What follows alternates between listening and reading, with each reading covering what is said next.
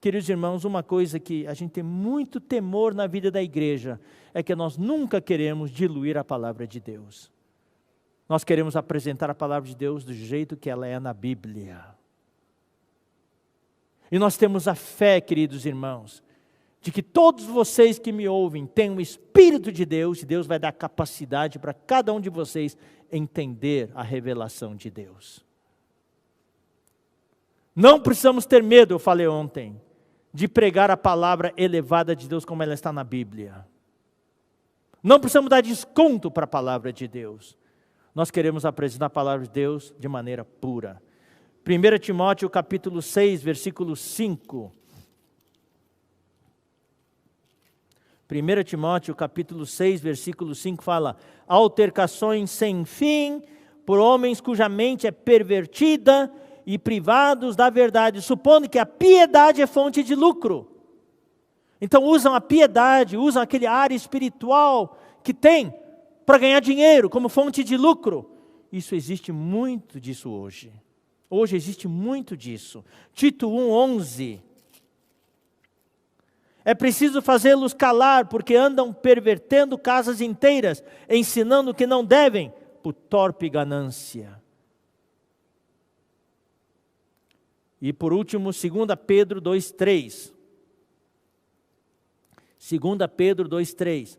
Também movidos por avareza, farão comércio de vós, com palavras fictícias. Para eles o juízo lavrado a longo tempo não tarda, e a sua destruição não dorme. Queridos irmãos, eu sinto, queridos irmãos, eu vou falar isso aqui, eu já, muitas vezes nas reuniões de lideranças, também nas reuniões de mentoreamento de jovens, aperfeiçoamento de jovens, eu falo que a prova que Deus vai testar as pessoas, e nas quais muitas pessoas caem, é a prova de como nós lidamos com as finanças na igreja. O dinheiro realmente é a raiz de todos os males. E Paulo estava falando isso para os tessalonicenses, porque no meio deles havia tal situação entre alguns, no meio da sociedade estava assim. E havia pessoas que queriam influenciá-los dessa maneira. E Paulo fala no versículo 6, também jamais andamos buscando glória de homens, nem de vós, nem de outros. Essa é a grande tentação que o servo de Deus tem hoje, é buscar a glória de homens. Pode até ter um começo humilde, um começo simples, mas em pouco tempo, por serem reconhecidos, buscam a glória de homens. Irmãos, isso é algo que nós que ministramos a palavra temos muito temor. Eu falo isso do meu coração.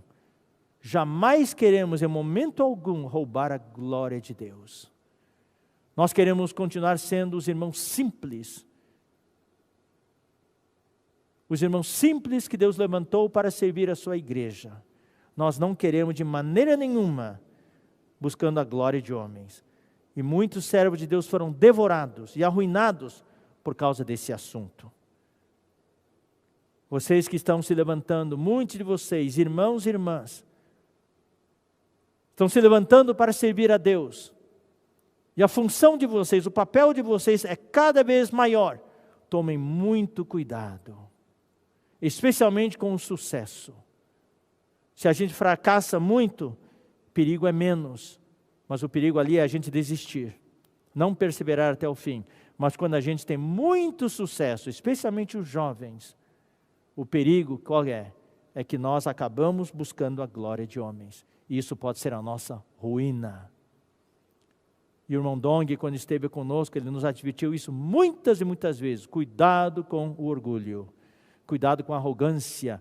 O princípio satânico que o irmão Pedro Dong tem nos compartilhado todos esses meses, nos domingos, é justamente isso. Ele queria buscar a glória. Ele queria tomar a glória de Deus. Ele queria se fazer igual a Deus. Versículo 7. Embora pudéssemos, como enviados de Cristo, exigir de vós a nossa manutenção, todavia nos tornamos carinhosos entre vós, qual ama que acaricia os próprios filhos. Puxa, Esse versículo é muito humano, esse versículo é muito... é tão doce, queridos irmãos. O que Paulo está falando aqui é o seguinte, eu preciso passar para vocês a tradução literal, para você entender um pouco. Não está errado do jeito que está traduzindo, houve uma interpretação aqui. Paulo fala que embora pudéssemos como enviados aqui é apóstolos mesmo, a palavra literal é apóstolos. Nós somos apóstolos, tá? Embora pudéssemos, como apóstolos, nós temos direitos. Como apóstolos, nós poderíamos exigir de vós a nossa manutenção. Exigir que vocês nos ofertem. Essa é a interpretação. A palavra no original grego é: nós somos apóstolos, nós temos o direito, nós podemos sim impor a autoridade de ser um peso para vocês. Nós podemos ser pesados para vocês. Daí, na interpretação, é cobrar a manutenção, cobrar uma oferta, que é um peso financeiro. Então, eu vou ler para vocês dois versículos. 1 Tessalonicenses, capítulo 2, versículo 9. É o versículo que vem logo em seguida. Ele fala o seguinte: porque vos recordais, irmãos, do nosso labor e fadiga.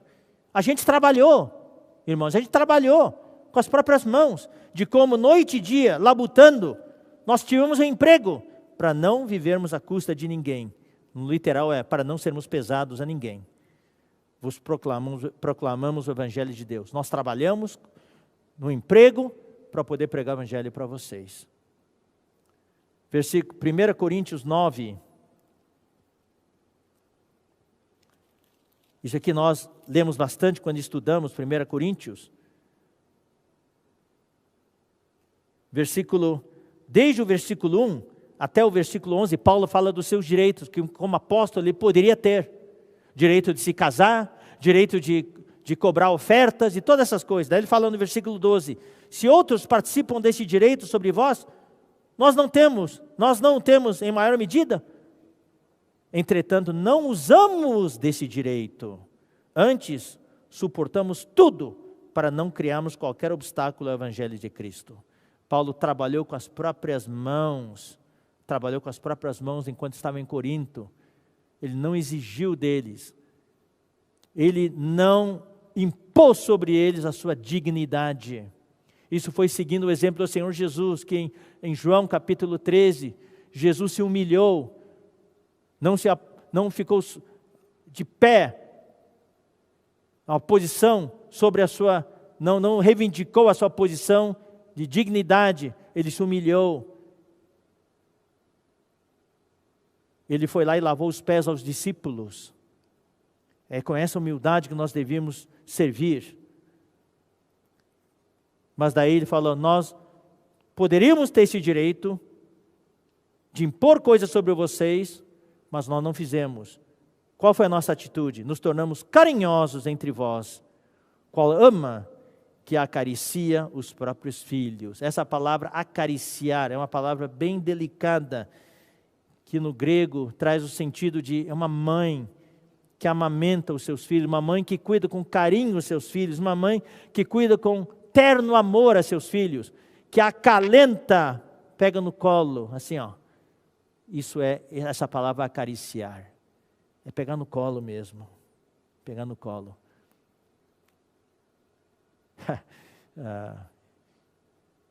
Eu não sei se meu filho vai gostar de eu dar esse testemunho. Meu filho agora é pai, né? É pai de gêmeos. Meu filho, Davi, com a Mariana, meu filho e minha nora, pai de gêmeos. Rapaz, ele mudou. Ele é tão carinhoso agora. Ele é tão carinhoso. Então ele manda vídeos, ele pegando ali, conversando com o filho, conversando com a filha. Então é assim que nós devemos ser com os irmãos. Louvado seja o Senhor. Né? Versículo 8. Assim, querendo-vos muito, desejando-vos muito, estávamos prontos a oferecer-vos não somente o Evangelho de Deus. Não viemos aqui só para oferecer o Evangelho de Deus, mas igualmente a própria vida, a própria alma, a vida que é a vida da alma, psique, denota sacrifício, desdobramento, desprendimento, por isso que vos tornastes muito amados de nós. Queridos irmãos, Paulo aqui não estava enfatizando coisas milagrosas. Nós viemos aqui para pregar o evangelho para vocês. Veja, queridos irmãos, quantos milagres, quantas obras de poder, quantos demônios expulsos, quantas curas. Nada disso. Paulo estava dando testemunho do seu viver, da sua vida. Isso, irmãos, é ter uma vida normal, cristã, para termos uma vida normal da igreja. É isso que vai possibilitar que aquele tripé possa se desenvolver. Fé, amor e esperança, para trazer o Senhor de volta.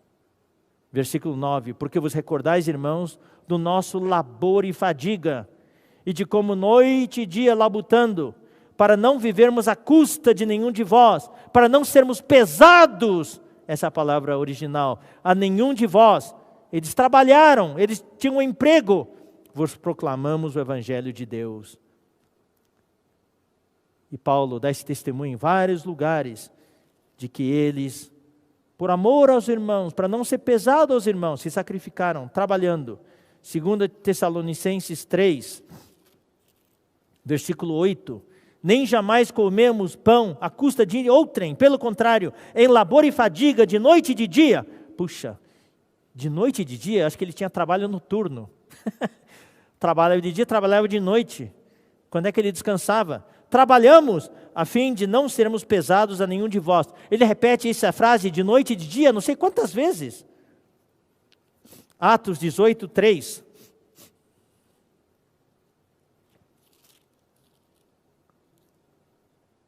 E posto que eram do mesmo ofício, lá em Corinto, ele também trabalhou. Eu não ficava esperando os irmãos supri-lo. Se havia suprimento, como em Filipos, graças ao Senhor. Se não havia, ele ia conseguir um emprego. Então ele encontrou Áquila e Priscila, que também eram no mesmo ofício de fazer tendas, fazer barracas, e passou a morar com eles, e ali o trabalhava, pois a profissão deles era fazer tendas. Vamos ler agora 1 Coríntios 4:12. E nos afadigamos trabalhando com as nossas próprias mãos. Então esse é o testemunho dele, testemunho de Paulo, de não sermos pesados para ninguém. Ele não queria ser pesado para ninguém. Vamos ler mais 2 versículos, 2 Coríntios 11:9. Esse é o amor que ele tinha pelos seus filhos. 2 Coríntios 11:9. E estando entre vós, ao passar privações, não me fiz pesado a ninguém, pois os irmãos, quando vieram da Macedônia, supriram o que me faltava. E em tudo me guardei, e me guardarei de vos ser pesado. Os irmãos de Filipos mandaram ofertas, mandaram mantimentos para Paulo. E capítulo 12, versículo 14. Eis que pela terceira vez estou a ponto de ir ter convosco, e não vos serei pesado, pois não vou atrás dos vossos bens, mas procuro a vós outros. Eu não vou atrás do dinheiro de vocês. O que eu quero é vocês, queridos coríntios. Não devem os filhos entesourar para os pais. Aqui estão a atitude de pai, mas os pais para os filhos.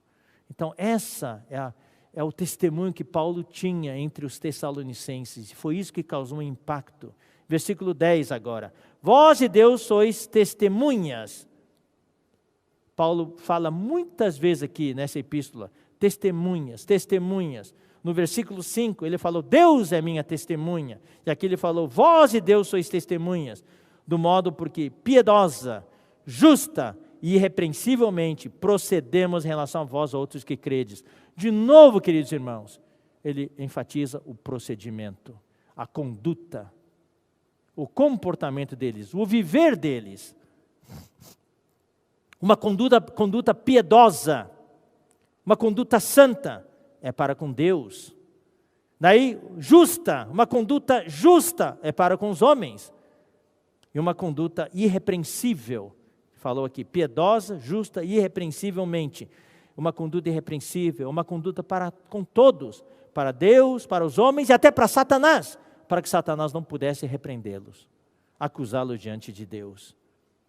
E sabeis ainda de que maneira, repetiu de novo, é uma repetição, irmãos, porque Paulo enfatiza aqui o seu procedimento. No versículo 5 do capítulo 1, ele já falou isso. Qual o nosso procedimento? De que maneira? Que tipo de gente nós fomos no meio de vocês? E ainda sabeis de que maneira, olha só, irmãos, mais uma revelação, como pai a seus filhos, a cada um de vós. Lá no versículo 7, ele fala de mãe, que ele era mãe que acalenta os seus filhos. E aqui no versículo 11, ele fala que ele é um pai. O que o pai faz? O que uma mãe faz? A mãe é o que alimenta, é o que acalenta, pega no colo, é o que dá carinho, dá amor, e o pai é o que exorta. Versículo 12, exortamos, consolamos e admoestamos. Então na igreja nós precisamos de mães e de pais. Eu quero convocar todos vocês, queridos irmãos. Quando falamos de mãe, não é só irmã não, muitos irmãos devem ser como mães. De vez em quando a gente ouve os irmãos dizer assim, aquele irmão é uma mãe para mim. Aquele irmão é uma mãe. É isso aí, nós precisamos, todos irmãos e irmãs, precisamos ser mães e precisamos ser pais. Mães para cuidar, alimentar, cuidar com carinho, acalentar. E pais para exortar, corrigir, consolar, admoestar.